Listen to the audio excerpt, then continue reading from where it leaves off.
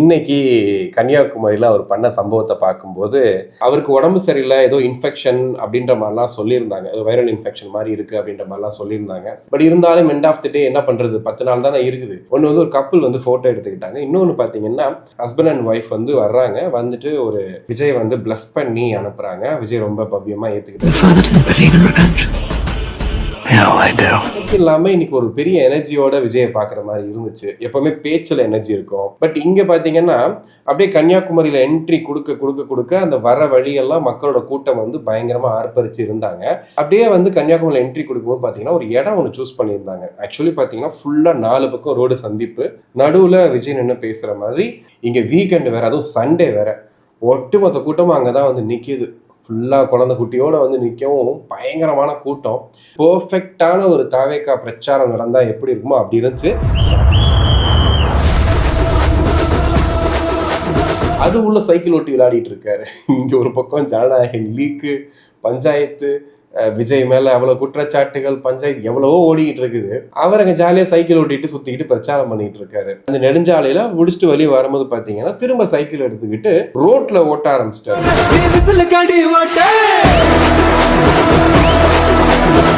உலகெங்கும் வாழும் தமிழ் நெஞ்சங்களுக்கு கிறிஸ்டியின் அன்பு வணக்கம். இன்னைக்கு ஆக்சுவலி நேற்று வீடியோவில் பேசியிருந்தோம். என்ன சொல்லியிருந்தோம் அப்படின்னா, எடப்பாடி அவர்கள் பாருங்கள் இந்த வயசில் எத்தனை தொகுதியில் போயிட்டு எவ்வளோ எனர்ஜெட்டிக்காக பேசுகிறாரு, ஃப்ளோவாக வந்து பண்ணுறாரு. விஜய் ஏன் ஒரு நாள் விட்டு ஒரு நாள் அப்படி லீவ் விட்டுறாரு, டக்குன்னு பார்த்தா காணாமல் போயிடுறாரு அப்படின்ற மாதிரி விமர்சனங்கள்லாம் வருது. ஏன் விஜய் இப்படி பண்ணுறாரு அப்படின்ற கேள்விகள்லாம் இருக்குன்ற மாதிரி நேற்று வீடியோவில் பேசியிருந்தோம். பட் இன்னைக்கு கன்னியாகுமரியில் அவர் பண்ண சம்பவத்தை பார்க்கும்போது நேற்று பேசினது எதுவும் பார்த்துருப்பாரா, இல்லை எல்லாரும் பண்ண விமர்சனங்கள் எதுவும் அவருக்கு தெரிஞ்சிருக்குமா அப்படிங்கிறது தெரியல. ஸோ 51 இயர்ஸ் அப்படின்னு சொல்கிறாங்க விஜய்க்கு. ஜாலியாக பார்த்தீங்கன்னா இதை எப்படி நான் வந்து எக்ஸ்பிளைன் பண்ணுறதுனே தெரில. இதை பிரச்சாரம்னு சொல்கிறதா, இல்லை வந்துட்டு இந்த ஊரில் இருந்து இந்த ஹாஸ்டலில் படிக்கிற பையன் வீட்டுக்கு வந்துட்டா ஜாலியாக விளையாடிட்டு இருப்பான். அந்த மாதிரி அந்த ஊர்காரங்கள்ட்ட ஏதோ செல்ல பிள்ளை மாதிரி தலையை சைக்கிளை வச்சுட்டு விளையாடிக்கிட்டு உண்மையிலேயே ரொம்ப பார்க்குறதுக்கு ஒரு மாதிரி வித்தியாசமாக இருந்துச்சு. இது ஒரு பிரச்சாரம்ங்கிறத தாண்டி வந்துட்டு வித்தியாசமான ஒரு உணர்வாக இருந்துச்சு. சரி, okay, come to the point அப்படிங்கிற மாதிரி. தமிழக சட்டமன்ற தேர்தல் 2026 ஒவ்வொருத்தங்களும் ஒவ்வொரு ஸ்டைலில் பரப்புரை மேற்கொண்டுட்டு இருக்காங்க. ஒரு இடத்துல பார்த்தீங்கன்னா தோசை ஊற்றி கொடுக்குறது, போண்டா போட்டு கொடுக்குறது, ஒருத்தர் உள்ளாடையெல்லாம் துவைச்சு கொடுத்துட்டு இருந்தார். துவைச்சு கொடுத்துட்டு அந்த இது சீட்டை கொடுக்குறாரு, இந்த மாதிரி ஓட்டு போட்டுருங்க எனக்குன்னு. திமுக காரர் தான் அவர். இன்னொரு பக்கம் வந்துட்டு நிறைய இடங்களில் அயன் பண்ணி பிரச்சாரம் பண்ணுறது, இது நடக்க தான் செய்யும் ஒவ்வொரு வாட்டி, ஏன்னா வித்தியாசமாக பண்ணணுன்றதுக்காக பண்ணுறாங்க. இன்னொரு பக்கம் வந்துட்டு நிறைய இடங்களில் வந்துட்டு பாசிட்டிவான ரெஸ்பான்ஸும் கிடைக்கிது, நெகட்டிவான ரெஸ்பான்ஸும் கிடைக்கிது. நான் சொல்கிறது வேட்பாளர்களுக்கு முன்னாடி ஆட்சி பண்ணிகிட்டு இருந்தவங்களுக்குமே வந்துட்டு நல்ல ரெஸ்பான்ஸ் மாற்றி மாற்றி நம்ம பார்க்குற மாதிரி தான் இருக்குது, டிவியில் பார்த்துருப்பீங்க. ஸோ அந்த வரிசையில் தமிழக வெற்றி கழகம் விஜய் அவர்கள் என்னடா ஒரு நாள் வர்றாரு, அப்புறம் ஒரு நாள் வந்து லீவ் போட்டுறாரு, காணாமல் போயிடுறாரு அப்படின்ற மாதிரிலாம் நிறைய மீம்ஸ் விமர்சனங்கள்லாம் ஆப்போசிட்டாக வந்துகிட்டே இருந்துச்சு. நமக்குமே என்ன தோணுச்சு அப்படின்னா, அவருக்கு உடம்பு சரியில்லை, ஏதோ இன்ஃபெக்ஷன் அப்படின்ற மாதிரிலாம் சொல்லியிருந்தாங்க, ஏதோ வைரல் இன்ஃபெக்ஷன் மாதிரி இருக்குது அப்படின்ற மாதிரிலாம் சொல்லியிருந்தாங்க. சரி, ஓகே, ஏன்னா இப்போ மற்றவங்க போய் பிரச்சாரம் பண்ணும்போது கூடக்கூடிய கூட்டம், அவர் வழிநடுக்க பார்த்துட்டு போகிறத தாண்டி வந்துட்டு விஜய் அவர்கள் கொஞ்சம் எக்ஸ்ட்ராவாக இருக்குது, கூட்டம் இருக்குது. ஸோ அதனால் மேபி அவருக்கு இந்த மாதிரி ப்ராப்ளம்ஸ் அப்படின்ற மாதிரியும் பேசணும். பட் இருந்தாலும் எண்ட் ஆஃப் தி டே என்ன பண்ணுறது, 10 நாள் தானே இருக்குது, கண்டிப்பாக பிரச்சாரம் பண்ணி தானே ஆகணும், இம்பாக்ட் கிரியேட் பண்ணி தானே ஆகணும். அப்படின்னும் போது விஜய் கிட்ட எக்ஸ்ட்ராவாக ஒரு பவர் என்ன அப்படின்னா, ஒரு இடத்துக்கு போயிட்டாரு, ஒரு இடத்துல ஒரு விஷயம் பண்ணுறாரு அப்படின்னா அது இந்த செகண்டில் டக்குன்னு வந்துட்டு வேர்ல்டு ஃபுல்லாக ரீச் ஆகிடுது. ஸோ அந்த ஒரு பெனிஃபிட் அவர்கிட்ட இருக்குது, அதை கடந்தே போக முடியாது. நீங்கள் இன்ஸ்டாவில் போனீங்கன்னா நீங்கள் எந்த கட்சிக்காரனாக இருந்தாலும் சரி, விஜயை பற்றின ஒரு செய்தியோ ஒரு வீடியோ பார்க்காம நீங்களும் போக முடியாது. ஸோ அந்த மாதிரி ஒரு பிம்பம் வந்து விஜய்க்கு இருக்குது, அது ஆல்ரெடி வந்து உருவான ஒரு விஷயம். அதனால அவர் பண்ணக்கூடிய எல்லாமே பயங்கரமாக வைரல் ஆயிடுது. ஸோ அதை வந்து அவர் நல்லா மைண்டில் ஏற்றிக்கிட்டாரு. சரி, ஓகே, நம்ம வந்துட்டு ஏதாவது ஒன்று பண்ணால் அது பயங்கரமாக ஆயிடுது, சரி நம்ம பசங்களுக்கு பிடிச்ச மாதிரி, நம்ம தொண்டர்களுக்கு பிடிச்ச மாதிரி பண்ணணும்னு சொல்லிட்டு கன்னியாகுமரி அவர் வந்துட்டு பிளான் பண்ணபடி பார்த்தீங்கன்னா தூத்துக்குடி ஏர்போர்ட்டில் இறங்கி கன்னியாகுமரி போகிறதா பிளானு. பட் தூத்துக்குடி ஏர்போர்ட்லேயே 2 அற்புதமான விஷயங்கள் நடந்துச்சு. ஒன்று வந்து ஒரு கப்புள் வந்து ஃபோட்டோ எடுத்துக்கிட்டாங்க. இன்னொன்று பார்த்தீங்கன்னா ஒரு ஹஸ்பண்ட் அண்ட் ஒய்ஃப் வந்து வர்றாங்க, வந்துட்டு ஒரு விஜய் வந்து ப்ளஸ் பண்ணி அனுப்புகிறாங்க. விஜய் ரொம்ப பவ்யமாக ஏற்றுக்கிட்டாரு. இன்றைக்கி பயங்கரமாக அந்த வீடியோ வைரல் ஆகிட்டு போயிட்டுருக்கு. அதோட தான் அப்படியே வராரு. வந்தோடனே என்னைக்கு இல்லாமல் இன்றைக்கி ஒரு பெரிய எனர்ஜியோட விஜயை பார்க்குற மாதிரி இருந்துச்சு. எப்போவுமே பேச்சில் எனர்ஜி இருக்கும். இப்போ காரைக்குடியில் கூட ஒரு சைக்கிளோட ட்ரை பண்ணார், ஆனால் முடியல. ஏன்னா அந்த இடம் வந்து அப்படி தான் இருந்துச்சு அப்படின்ற மாதிரி. பட் இங்கே பார்த்தீங்கன்னா அப்படியே கன்னியாகுமரியில் என்ட்ரி கொடுக்க அந்த வர வழியெல்லாம் மக்களோட கூட்டம் வந்து பயங்கரமாக ஆர்ப்பரிச்சு இருந்தாங்க. அப்படியே வந்து கன்னியாகுமரியில் என்ட்ரி கொடுக்கும்போது பார்த்தீங்கன்னா ஒரு இடம் ஒன்று சூஸ் பண்ணியிருந்தாங்க. ஆக்சுவலி பார்த்தீங்கன்னா ஃபுல்லாக 4 பக்கம் ரோடு சந்திப்பு, நடுவில் விஜய் நின்று பேசுகிற மாதிரி. அதுவும் வீக் டேஸில் கூட பார்த்தோம். தூத்துக்குடியில் வீக் டேஸ்லேயே வந்து ஒரு கொலை மாஸ் காட்டினாங்க. இங்கே வீக்கெண்டு வேறு, அதுவும் சண்டே வேறு. ஒட்டுமொத்த கூட்டமும் அங்கே தான் வந்து நிற்கிது. ஃபுல்லாக குழந்தை குட்டியோடு வந்து நிற்கவும் பயங்கரமான கூட்டம். அந்த இடமும் ரொம்ப அழகாக இருந்துச்சு. அதாவது பர்ஃபெக்டான ஒரு தாவேக்கா பிரச்சாரம் நடந்தால் எப்படி இருக்குமோ அப்படி இருந்துச்சு. ஸோ அதுக்கெல்லாம் முன்னாடி ஒரு பெரிய தேங்க்ஸ் டு கன்னியாகுமரி போலீஸ். அதாவது எப்படி சொல்கிறதுன்னு தெரியல, அவருடைய கான்வாய் நடுவில் வருது, சுற்றி 6 வண்டி அப்படி அழகாக அவரை வந்து அப்படியே பொத்துனாப்பில் கூப்பிட்டு வந்தாங்க. ஒருத்தன் ஃபாலோ பண்ண முடியல, ஒருத்தன் கீழே விழுகலை, யாருமே பின்னாடி வராத அளவுக்கு அவ்வளோ பர்ஃபெக்டாக பண்ணாங்க. எனக்கு தெரிஞ்சு விஜய் இன்னைக்கு வந்து இறங்கி சைக்கிள் ஓட்டுனது, இறங்குனது, ஓடுனது எல்லாத்துக்கும் காரணமே இந்த கன்னியாகுமரி காவல்துறை தான். அவ்வளவு சூப்பராக பாதுகாப்பு கொடுத்தாங்க. ஏன்னா இதை சொல்லி தான் ஆகணும். ஒவ்வொரு வாட்டியும் பாதுகாப்பு சரியில்லை, அப்படி இல்லை, இப்படி இல்லைன்னு சொல்லும் போது, ஒரு குறை சொல்கிறாங்கன்னு சொல்லும் போது இந்த மாதிரி பண்ணும்போது பாராட்டி ஆகணும். ஸோ அந்த விஷயத்த ரொம்ப அழகாக பண்ணியிருந்தாங்க. அதுக்கப்புறம் விஜய் அவர்கள் அந்த பெரிய அந்த சொன்ன ரவுண்டான மாதிரி அது உள்ள சைக்கிள் ஓட்டி விளையாடிட்டு இருக்காரு. இங்கே ஒரு பக்கம் ஜனநாயகன் லீக்கு, பஞ்சாயத்து, விஜய் மேலே அவ்வளோ குற்றச்சாட்டுகள், பஞ்சாயத்து எவ்வளவோ ஓடிக்கிட்டு இருக்குது. அவர் அங்கே ஜாலியாக சைக்கிள் ஓட்டிகிட்டு சுற்றிக்கிட்டு பிரச்சாரம் பண்ணிகிட்டு இருக்காரு. அதாவது சொல்லுவாங்கல்ல, நம்மக்கிட்ட என்ன ப்ளஸ்ஸோ அதை யூஸ் பண்ணி நம்ம அடுத்த கட்டத்துக்கு போகணும் அப்படின்னு சொல்லுவாங்க. நம்மக்கிட்ட 1000 மைனஸ் இருந்தாலும் சரி, ஏதோ ஒரு சின்ன விஷயங்கள் ப்ளஸ் இருக்கும். அது மக்களுக்கு பிடிச்சிருக்கு அப்படின்னும் போது நம்ம அதை வந்து ஒரு ஆயுதமாக எடுத்துக்கலாம் அப்படின்ட்டு. விஜயை பொறுத்த வரைக்கும் அது ஒரு தெளிவாக தெரிஞ்சு போச்சு. நம்மக்கிட்ட இருக்கிறது நம்மளுடைய ஆறாவும் அந்த கரிஸ்மாவும் தான். சரி, அதை வந்து நம்ம இன்வெஸ்ட் பண்ணணும்னு சொல்லிட்டு அந்த வேலையை பண்ண ஆரம்பிச்சிட்டாரு. ஸோ அதுக்கு முன்னாடி என்ன பேசி இருந்தாரு அப்படிங்கிறது ரொம்ப இம்பார்ட்டன்ட். ஏன்னா நேற்று தான் பேசிகிட்டு இருந்தோம். ஆக்சுவலாக நேற்று ஒரு இன்டர்வியூவோட நாங்கள் பேசிகிட்டு இருக்கும்போது சொன்ன விஷயம், ஏன் விஜயர்கள் வாக்குறுதிகள் இன்னும் கொடுக்கல அப்படின்னு சொல்லிட்டு. ஏன்னா திமுக கொடுத்தாச்சு, அதிமுக கொடுத்தாச்சு, கூட்டணி கட்சிகள்லாம் கொடுக்க ஆரம்பிச்சிட்டாங்க, எல்லாருமே வாக்குறுதிகள் கொடுத்துட்டாங்க, ஏன் விஜயர்கள் மட்டும் இன்னும் வந்து தேர்தல் வாக்குறுதிகள் கொடுக்கலன்ற ஒரு கேள்வி இருந்துச்சு. அந்த கேள்விக்கு மகளிர் தினத்தில் ஒரு வாக்குறுதி, சில வாக்குறுதிகள் கொடுத்தாரு, மகளிருக்கு கொடுத்தாரு. அதுக்கப்புறம் பெருசாக கொடுக்கலையே அப்படின்னும் போது கன்னியாகுமரியில் இன்னைக்கு சில வாக்குறுதிகளை நான் சொல்கிறேன், அதாவது முழுசாக இன்னும் சொல்ல, பட் சில வாக்குறுதிகளை சொல்கிறேன்னு சொல்லி ஒன்று சொல்லியிருக்காரு. அது என்னென்ன அப்படின்னும் போது, அதாவது ஊழலை ஒழிக்கணும், ஊழலை மட்டும் ஒழிச்சிட்டோம் அப்படின்னா கண்டிப்பாக வந்து நம்ம நாடு நல்லா இருக்கும் அப்படின்றது எப்போவுமே சொல்லிட்டு இருக்கிறது. ஆனால் எல்லாருமே சொல்லுவாங்க ஊழலை ஒழிக்கணும், ஊழலை ஒழிக்கணும். எப்படின்னு கேட்டால் ஃபார்முலா தெரியாது. எப்படி ஒழிக்கிறது, அவங்கவுங்க திருந்தனாப்பா முடியும், நம்ம ஊழலே ஊறி போயிட்டோம், இந்த மாதிரியே தான் சொல்லி இது பண்ணோம். அட்லீஸ்ட் ஒரு முயற்சி எடுக்கலாம் அப்படிங்கிற மாதிரி என்னென்னமோ ட்ரை பண்ணாலும் பெருசாக அது ஒர்க் அவுட் ஆகிற மாதிரி தெரியாது. அப்படி இருக்கும்போது இன்னைக்கு அதை பேஸ் பண்ணி விஜய் அவர்கள் நிறைய விஷயங்களை சொல்லியிருந்தாரு. அதில் சில விஷயங்கள் ரொம்ப நல்லா இருந்துச்சு, நான் அதை மட்டும் ஷேர் பண்ணிக்கிறேன். அதில் ஃபஸ்ட்டு வந்து பார்த்தீங்கன்னா, அரசின் திட்டங்கள் ஒவ்வொரு குடும்பத்திற்கும் சென்று சேர தனி அடையாள அட்டை வழங்கப்படும். அதாவது இது வந்து ரேஷன் கார்டுன்னு ஒன்று இருக்குது, அதுபடி தான் நம்ம கொடுக்குறோம். ஸோ இப்போ ஒரு விவோ கிட்டேயோ, தாசில்தார் கிட்டேயோ, ஆர்ஐ கிட்டேயோ நம்ம வந்து ஒரு விஷயத்த சொல்லணும், கொடுக்கணும் அப்படின்னா ப்ரூஃபாக ஃபஸ்ட்டு வர்றது ரேஷன் கார்டு. ஸோ அதை தாண்டி அரசோட திட்டங்கள் சரியாக போய் சேருதா அப்படின்னும் போது அதில் நிறைய பிரிவுகள்லாம் இருக்குது. அதில் வந்து இந்த ஓசிபிசியில் அந்த ஜாதி பிரிவுகள் இதெல்லாம் தாண்டி தான் வந்துட்டு ஒரு ரேஷன் கார்டு வந்து அவங்க வந்து வறுமை கோட்டுக்கு மேலே, வறுமை கோட்டுக்கு கீழே அப்படின்னு சொல்லிட்டு நிறைய விஷயங்கள் அதில் இருக்குது. அதை வச்சு தான் வந்து ஒருத்தவங்களுக்கு அரிசி அந்த விஷயங்கள் கொடுக்கறது, உதவித்தொகை எல்லாமே போய் சேரும். விஜய் என்ன சொல்கிறாரு அப்படின்னா, அரசின் திட்டங்கள் ஒவ்வொரு குடும்பத்திற்கும் சென்று சேர தனி அடையாள அட்டை வழங்கப்படும் அப்படின்னு சொல்லியிருக்காரு.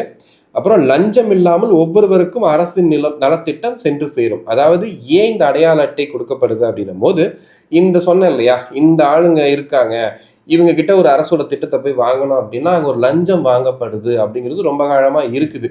ஒன்றும் இல்லை, ஒரு இபியில் போயிட்டு நீங்கள் நேம் டிரான்ஸ்ஃபர் பண்ணணும்னு சொன்னால் கூட கிட்டத்தட்ட ஒரு 5000 வரைக்கும் லஞ்சம் வாங்கக்கூடிய ஒரு உலகம் தான் இந்த உலகம். அந்த மாதிரி தான் வந்து இங்கே போயிட்டு இருக்கு. அது ரொம்ப ஒரு சாதாரணமாக அதெல்லாம் காசு அங்கே கொடுக்காம எப்படிப்பா அப்படிங்கிற மாதிரி தான் போயிட்டு இருக்கு.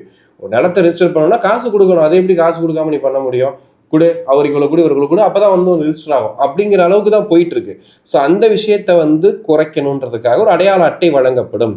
ஸோ தமிழ்நாடு சேவை உரிமை சட்டம் 6 மாதத்தில் நிறைவேற்றப்படும் அப்படின்னு சொல்லியிருக்காரு. பட்ஜெட்டில் ஒதுக்கப்படும் நிதி வெளிப்படைத்தன்மையாக இருக்கும். இது எப்படின்னா, இது ரொம்ப காலமாக இந்த பட்ஜெட் பற்றி பேசும்போது ஒரு விஷயம் நம்ம வந்து பாயிண்ட் பண்ணியே ஆகணும்.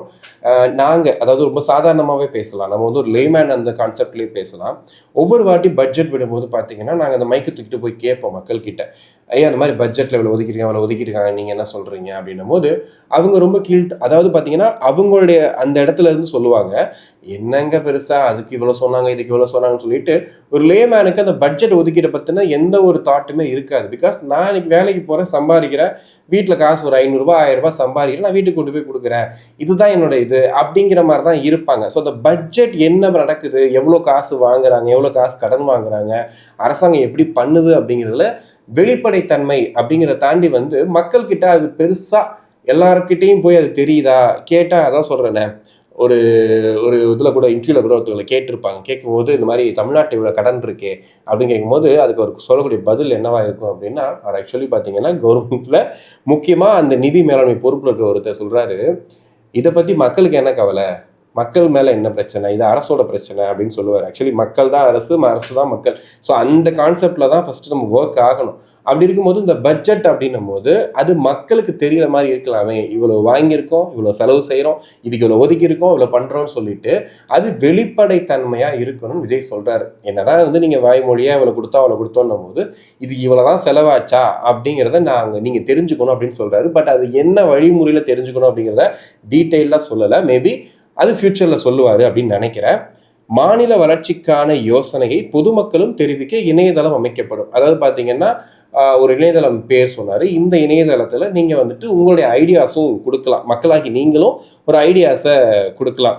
சட்டமன்ற கூட்டத்தொடரில் ஒரு முழு நாள் மக்களின் மனு தொடர்பாக விவாதிக்கப்படும் அப்படின்னு சொல்கிறார். அதாவது சட்டமன்ற கூட்டத்தில் நடக்கும் இல்லையா, அந்த டைமில் வந்துட்டு மனுன்னு தனியாக ஒரு மனு கொடுக்கணும், மனு வந்துட்டுல அந்த மனுவை பற்றி படிக்கிறதுக்கு ஒரு தனியாக ஒரு டேயே வந்து ஒதுக்கணும் அப்படிங்கிறாரு.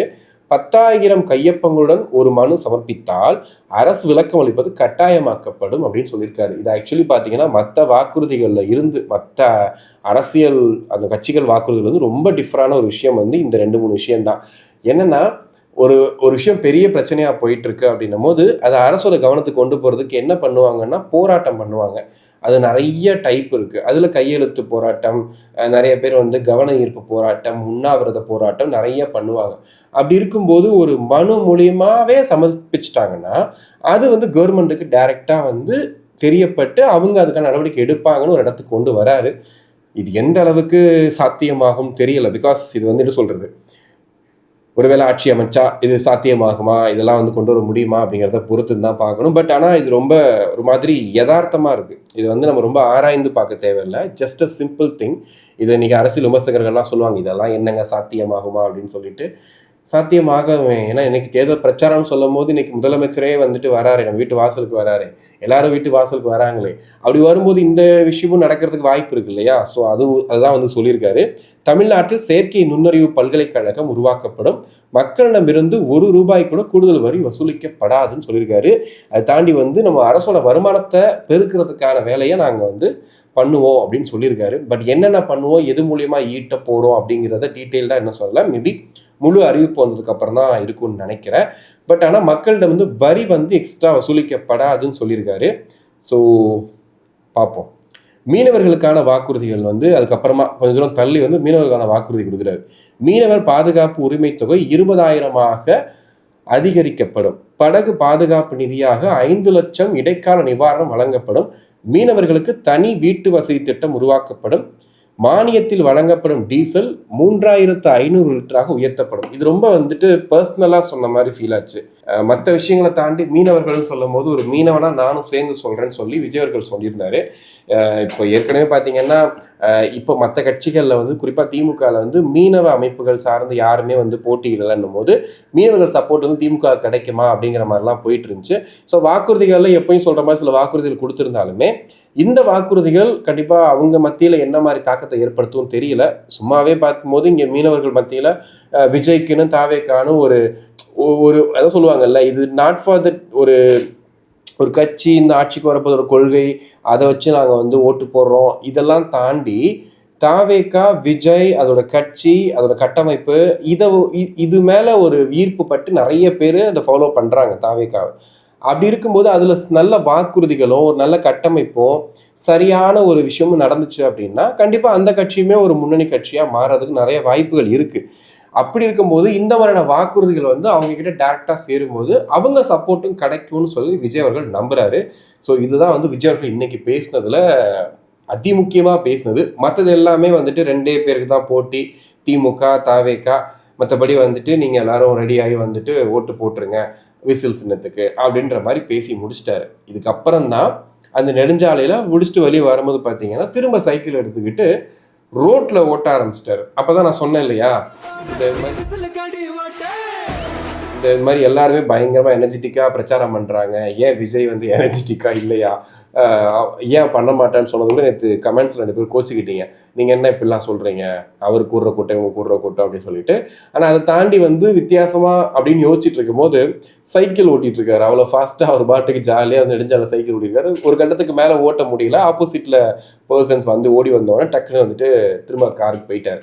ஸோ இது என்ன பண்ணுது அப்படின்னா ஒரு நாள் ஃபுல்லாக அந்த விஜய் அப்படிங்கிற அந்த பிம்பத்தை எல்லாருக்கிட்டே போய் சேர்க்குது. ஸோ அவரை ஃபாலோ பண்ணுற எல்லாருக்குமே இந்த மாதிரி விஷயங்கள் ரொம்ப பிடிக்குது அப்படிங்கிறத கொண்டு போய் சேர்த்துடுறாரு. அகெயின் இந்த கேள்வி மட்டும் வந்துக்கிட்டே இருக்கு, என்னன்னா இவ்வளவு கூட்டம் ஒவ்வொரு இடத்துக்கு போகும்போதும் கூட்டம். இப்போ காரைக்குடியில் அவர் போய் பேச போகிறதுக்கு முன்னாடி கூடின கூட்டம் அவ்வளோ பெரிய கூட்டம். கடைசியில் அவர் பேச முடியல. இங்கே வந்து சொல்கிறாரு காரைக்குடி மக்களுக்கும் என் நெஞ்சார்ந்த மக்களுக்கும் வணக்கம் சொல்லிட்டு சொல்கிறாரு. அப்படி இருந்துமே பார்த்தீங்கன்னா ஒவ்வொரு ஊருக்கும் இப்போ எக்ஸ்பெக்ட் பண்ண முடியாத ஊரில் கூட பார்த்தீங்கன்னா விஜய் அவர்களுக்கு சம கூட்டம் கூடுது. அப்போ கூட்டம் எல்லாமே ஓட்டா மாறுமான்ற கேள்வி இன்ன வரைக்கும் இருந்துகிட்டு தான் இருக்கு. ஏன்னா எம்ஜிஆர் அவர்கள் கட்சி ஆரம்பித்து அவர் முதல்வர் ஆகிறதுக்கு இத்தனை ஆண்டுகள் ஆச்சு.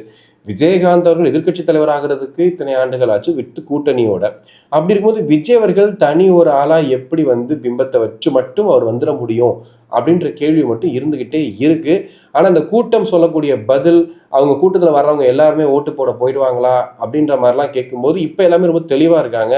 எல்லாரும் ஓட்டு போகிறது எப்படிங்கிற அளவுக்கு வந்து நீங்கள் சர்ச் பண்ணி பார்த்துடுறாங்க. ஸோ அவங்களுக்கு பொறுத்தவரை இதெல்லாம் தேவை, இதெல்லாம் இருக்குது, நம்ம இந்த ஓட்டை போட்டுறணும், இது கரெக்டான விஷயம் அப்படின்னு சொல்லிட்டு இன்றைக்கி புதுச்சேரியில் பார்த்தோம். இப்போ 90% மேலே அங்கே ஓட்டு விழுந்திருக்கு அப்படின்னா கண்டிப்பாக தமிழ்நாட்டிலே அந்த ஒரு கட்டத்துக்கு எட்டிடுவாங்கன்ற மாதிரி தான் இருக்குது. இதுக்கு மத்தியில் இளைஞர்கள் வாக்குகள் தான் இந்த வாட்டி வந்து தீர்மானிக்க போகுதுன்ற ஒரு விஷயத்த சொல்கிறாங்க அந்த வாக்காளர் பட்டியலத்தை வச்சு. அப்படி பார்க்கும்போது இளைஞர்கள் இப்போ யார் பின்னாடி இருக்காங்க, நிறைய இளைஞர்கள் அப்படின்னும் போது விஜய் பக்கம் நிறைய இளைஞர்கள் இன்னைக்கு இருக்காங்க. அதுக்கப்புறம் நாம் தமிழர் கட்சி, அதுக்கப்புறம் தான் திமுக, அதிமுக அப்படிங்கிற மாதிரி இருக்குது. ஸோ எல்லா சைடும் யோசிச்சு பார்க்கும்போது மேபி வந்து அவருக்கு ஒரு பெரிய பிம்பம், பெரிய ஒரு விஷயம் வந்து உருவாகிட்டு இருக்குன்ற மாதிரி இருக்குது. அட் த சேம் டைம் இன்னொரு பக்கம் பார்க்கும்போது இந்த கூட்டம் அப்படியே வாக்குகளாக மாறுமா, இந்த வைப் அப்படியே கடைசி வரைக்கும் 23 வரைக்கும் இருக்குமா அப்படிங்கிறதெல்லாம் பொறுத்திருந்தான் பார்க்கணும். எதுவாக இருந்தாலும் மே 4ஆம் தேதி தெரிஞ்சிட போகுது. அப்படியே வந்து இன்னொரு பக்கமும் பார்த்துடலாம் மற்ற இடங்கள்ல என்ன நடந்துகிட்டு இருக்கு அப்படிங்கிறத. அதில் வந்துட்டு ஒரு சுட சுட ஒரு செய்தி என்ன அப்படின்னா, திருப்பத்தூர், அதாவது நம்ம சிவகங்கை தொகுதி இருக்கு இல்லையா, திருப்பத்தூர், அங்கே வந்துட்டு ஸ்டாலின் அவர்கள் வந்துட்டு அவங்களுடைய வேட்பாளர் அறிமுகம் பண்ணி பேசுகிறாரு. கிட்டத்தட்ட வந்து 10,000 சேர்கள் வந்து போடப்பட்டிருந்துச்சு. ஸோ சேர்கள் போடப்பட்டிருந்தது. பட் அவர் பேசும்போது பார்த்தீங்கன்னா எல்லாரும் கிளம்பி போயிட்டாங்க. கிட்டத்தட்ட ஃபஸ்ட்டே 6 மணிலேருந்து ஃபில் ஆயிருந்துச்சு. பட் அவர் பேசிகிட்டு இருக்கும்போதே கலைஞ்சு போயிட்டாங்கன்னோன்னா ஒரு பெரிய அதிர்ச்சி ஆயிடுச்சு திமுகவுக்கு. என்னடா இப்படி ஆகிப்போச்சே அப்படின்ற மாதிரி ஆகிப்போச்சு. ஸோ அது ஒரு பெரிய விஷயமா பார்க்கப்படுது. அதுக்கப்புறம் பார்த்தீங்கன்னா நிறைய இடங்களில் செய்யாறு தொகுதியில் கூட பார்த்தீங்கன்னா திமுகவினரை வந்துட்டு மக்கள் துரத்தி அடிக்கக்கூடிய விஷயங்களை பார்க்குறோம். ஏன்னா ஓட்டு கேட்டு வர்றாங்க. பட் ஆனால் இப்போ தான் நீங்கள் வரீங்க, இவ்வளோ நாட்கள் எங்கே போனீங்கன்ற அந்த கேள்வி வந்துட்டு இருந்துக்கிட்டே இருக்குது. இன்னொரு பக்கம் வந்துட்டு இந்த விசிகா கட்சியை வந்து என்ன மாதிரி நடத்துகிறாங்க திமுக அப்படிங்கிறது தொடர்ந்து இருந்துக்கிட்டே வருது. இப்போ ஒவ்வொரு நிகழ்வுகளுமே அதுக்கு வந்து எடுத்துக்காட்டாக இருக்குது. இப்போ தேமுதிகவில் அவங்க பண்ணக்கூடிய விஷயங்கள், தேமுதிக பிரேமலதா அவர்கள் வந்துட்டு நடந்துக்கக்கூடிய விஷயங்கள், இதெல்லாமே இருந்துக்கிட்டே இருக்குது. அப்படி இருக்கும்போது பார்த்திங்கன்னா இப்போ ஒரு செய்தி வந்து என்னென்னா, கள்ளக்குறிச்சியில் வாக்குகள் கேட்டு விசிகாவோடைய வேட்பாளர் வந்துட்டு இருக்கும்போது பார்த்தீங்கன்னா ஒரு காங்கிரஸில் ஒரு நிர்வாகி என்ன பண்ணுறாரு, என்கிட்ட 300 ஓட்ஸ் இருக்குது அப்படின்னு சொல்கிறது மட்டும் இல்லாமல் என்கிட்ட கேட்காம எப்படி நீ வரலாம் அப்படிங்கிற மாதிரி ஒரு அதிகார தோனியில் தான் வந்து பேசுகிறான். கடைசியில் வந்து அந்த விசிக வேட்பாளர் காலில் விழுந்து அவர்கிட்ட ஆசீர்வாதம், அது வந்து வயது நிமித்தமாக விழுகிறாங்க வாட் எவர். பட் இருந்தாலுமே இந்த உரசல் வந்து நாளுக்கு நாள் அதிகமாகிட்டே தான் இருக்குது. இது ஒவ்வொரு நாளுமே அடுத்த கட்டத்தை நோக்கி போயிட்டு தான் இருக்குது. இது வந்து குறைஞ்சபாடே கிடையாது. திருப்பூர் பல்லடம் திமுக வேட்பாளர் செல்வராஜ் ஓட்டு கேட்டு சென்ற போது பொதுமக்கள் கடும் எதிர்ப்பு. மதுக்கடைகள் மூடப்படும் என திமுக கொடுத்த வாக்குறுதி என்னவாயிற்று? எந்த ஒரு நலத்திட்டங்களும் கிடைக்கவில்லை. இன்னும் எத்தனை நாள் ஏமாற்றுவீர்கள் என செல்வராஜ் சூழ்ந்து கொண்டு ஆவேசம். சரமாரியாக கேள்வி கேட்ட பொதுமக்களை சமாளிக்க முடியாமல் செல்வராஜ் தலைதெறிக்க ஓட்டம்னு போட்டிருக்காங்க நியூஸ் தமிழ்ல. ஸோ அந்த மாதிரி தான் நடந்துக்கிட்டு இருக்குது. ஒவ்வொரு இடங்கள்லையுமே வாக்கு கேட்டு போகிறவங்கள கேள்வி கேட்குறாங்க. இது நாட் ஃபார் திஸ் ஒன். இதுக்கு வந்து பார்த்திங்கன்னா தாவேக்காவும் வந்து விதிவிலக்கு அல்ல. தாவேக்கால இதே மாதிரி வந்துட்டு ஓட்டு கேட்க போகும்போது அங்கே என்ன ஆயிருக்கு அப்படின்னா, ஒரு காய்கறி விற்கிற அக்கா வந்துட்டு உங்கள் சொந்த ஃபேமிலியே வந்து அவரால் பார்த்துக்க முடியல, அவர் எப்படி நாட்டை பார்த்துக்க போகிறான்னு சொல்லி ஒரு கேள்வி கேட்டிருக்காங்க. ஸோ மக்கள் வந்து பாகுபாடு இல்லாமல் எல்லாரையுமே கேள்வி கேட்குறாங்க. அவங்கவுங்க குறைகளை தாண்டி, அதாவது அவங்களுடைய அந்த சொல்லுவாங்க இல்லையா, இப்போ தாவேக்கா புதிய கட்சி, அது வந்து விமர்சனமாக அவர் மேலே, விஜய் மேலே சில விமர்சனங்கள் வைக்கப்பட்டுச்சு இல்லையா, அதை ஒரு விஷயமா எடுத்து கேள்வி கேட்குறாங்க. இன்னொரு பக்கம் எல்லாமே ஆண்ட கட்சி, ஆளும் கட்சி. இந்த ரெண்டு கட்சிகள் நடக்கக்கூடிய விஷயங்களை கேட்கறது வந்து எப்படின்னா, உங்களை நம்பி நான் ஓட்டு போட்டேன், பட் நீங்கள் பதிலுக்கு எனக்கு என்ன செஞ்சீங்கன்னு உரிமையோட கேட்குறாங்க. அது கேட்கறது நியாயமான கேள்வி தான். இவங்களும் ஒரு விமர்சனத்தை முன் வச்சு ஒரு கேள்வி கேட்குறாங்க. ஸோ அதுக்கான பதிலை அவர் வாக்குறுதி மூலியமாவோ இல்லை மற்ற விஷயங்கள் மூலியமாவோ விஜய் வந்து சமாளிக்க தான் போறாரு. ஸோ அதையும் வந்து பொறுத்திருந்து பார்ப்போம். ஸோ இதுதான் நடந்துகிட்டு இருக்கு இப்போ வரைக்கும். இன்னைக்கு வந்துட்டு நிறைய அதிகாரிகள் மாற்றப்படுறாங்க, உளவுத்துறை டிஜிபி மாற்றப்பட்டிருக்காரு. ஸோ எல்லா விஷயங்களுமே வந்துட்டு கொஞ்சம் திமுகவுக்கு எதிராக தான் மாறிக்கிட்டு இருக்கு. மற்றபடி இந்த கருத்து கணிப்பு, மக்கள்கிட்ட கொண்டு போய் சேர்க்கிற விஷயங்கள், இது எல்லாத்துலேயுமே வந்துட்டு ஒரு படி மேலே தான் வந்து போயிட்டு இருக்காங்க நம்ம வேட்பாளர்கள் எல்லாருமே. நான் சொல்றது ஒரு வேட்பாளர் அவங்கலாம் கிடையாது, எல்லாருமே அந்த வேலையை ரொம்ப சிறப்பாக வந்து பண்ணிட்டு இருக்காங்க. ஒவ்வொரு தொகுதியிலையும் போய் இறங்கி வேலை செய்ய ஆரம்பிச்சிட்டாங்க. ஸோ இன்னி வரக்கூடிய இந்த 10 நாளுமே வந்துட்டு ரொம்ப பரபரப்பாக இருக்குன்னு தான் நினைக்கிறேன். ஸோ விஜய் அவர்கள் அவருக்கு தெரிஞ்ச ஒரு ஃபார்முலா வச்சு மக்கள் மனசில் இடம் பிடிக்கலாம்னு சொல்லிட்டு அவர் வேலையை பார்த்துட்டு இருக்காரு. இன்னைக்கு கூட வந்துட்டு ரொம்ப ரொம்ப எளிமையாக, அதாவது யதார்த்தமாக வரணும்னு ஆசைப்படுறாரு. அது மட்டும் நல்லா தெரியுது. இன்னைக்கெல்லாம் நடந்துட்டு அவர் பாட்டுக்கு ஜாலியாக தான் சுற்றிட்டு இருந்தார். அது மட்டும் இல்லாமல் ஒரு சின்ன பையன், அந்த பையன் வந்து ஒரு மாற்றுத்திறனாளி. அந்த பையனை போய் பார்த்துட்டு இறங்கி போய் அவர்கிட்ட போய் முத்தம் கொடுத்துட்டு பேசிட்டு வந்த விஷயங்கள், எல்லாரு கூடயும் நல்லா மிங்கிளாக ட்ரை பண்ண விஷயங்கள், அதாவது அவருக்கு காவல்துறை பாதுகாப்பு சரியாக கொடுக்கும் போது அவரும் ஜாலியாக தான் இருக்கார். சும்மா யதார்த்தமாக ஜாலியாக மக்களோட மக்களாக இருந்துடலாம், நம்ம ஏன் வந்துட்டு இப்படி இருக்கணுன்ற மாதிரி தான் இருக்கார். ஸோ மேக்ஸிமம் வந்து இப்போது ரீசன்ட் டைமில் அந்த விஷயம் மாறிக்கிட்டு இருக்கு. அதாவது தனி விமானத்தில் வர்றாரு, வந்து காரில் இருக்காரு, வந்துட்டு போயிடுறாரு அப்படிங்கிறத தாண்டி கொஞ்சம் மக்களோட மக்களாக இறங்கி வராரு. இதுதான் எதிர்பார்க்கறது. இறங்கி வரணும், வந்து மக்களோட மக்களாக வந்து நீங்கள் ஐக்கியமாகணும், மக்களுக்கு நீங்கள் பழகி போகணும். நீங்கள் ஒரு பெரிய ஸ்டார் அப்படிங்கிறத தாண்டி நம்ம முதலமைச்சர்ப்பா அப்படின்ற மாதிரி இருக்கணும். சும்மா எம்ஜிஆர்னு சொல்ல முடியாது இல்லையா, எம்ஜிஆர் அந்த விஷயத்த பண்ணி வச்சிட்டார் இல்லையா. ஸோ அப்படி பண்ணும்போது அந்த விஷயத்த நம்மளும் பண்ணணுமா இல்லையா. ஸோ அந்த விஷயங்கள்லாம் விஜய் அவர்கள் பண்ண ஆரம்பிச்சிருக்காரு. என்ன அதிகமாக விஜய் செய்திகளே சொல்கிறோன்னு சொல்லிட்டு நிறைய பேர் கேட்குறாங்க. உண்மை என்ன அப்படின்னா, அரசியலை பொறுத்த வரைக்கும் இந்த வாட்டி விஜய் வந்து ஒரு இடத்துல நின்றுட்டு இருக்காரு. அவரை சுற்றி தான் வந்து இந்த விஷயங்கள் நடந்துகிட்டு இருக்குது. ஸோ எங்கே பார்த்தாலும், ஏன்னா அவர் வந்துட்டு திமுக அதிமுக அட்டாக் பண்ணிட்டு இருந்தா கூட அங்கே சண்டை போடாத என்கிட்ட வாணி இவர் இழுத்துட்டு போயிட்டு இருக்காரு. ஸோ இது இப்படி தான் போயிட்டு இருக்கு. ஸோ அதனால தான் அவர் பற்றின செய்திகளும் அதிகமாக இருக்கு. ஸோ நீங்கள் என்ன நினைக்கிறீங்க? கன்னியாகுமரியில் விஜய் ஒரு பெரிய தாக்கத்தை ஏற்படுத்தியிருக்காரா? அவருடைய அணுகுமுறை, அவருடைய வாக்கு சேகரிக்கும் முறை எப்படி இருக்கு? சரியா இருக்கா? சரியான பாதையில் தான் போயிட்டு இருக்காரா? மற்ற கட்சிகளில் இப்போ திமுக கூட்டணியாக இருக்கட்டும், அதிமுக கூட்டணியாக இருக்கட்டும், அவங்களுடைய பிரச்சார போக்கு எப்படி போயிட்டு இருக்கு? களம் என்ன சொல்லுது அப்படின்றத நீங்கள் சொல்லுங்கள் கமெண்ட்ஸில். நன்றி.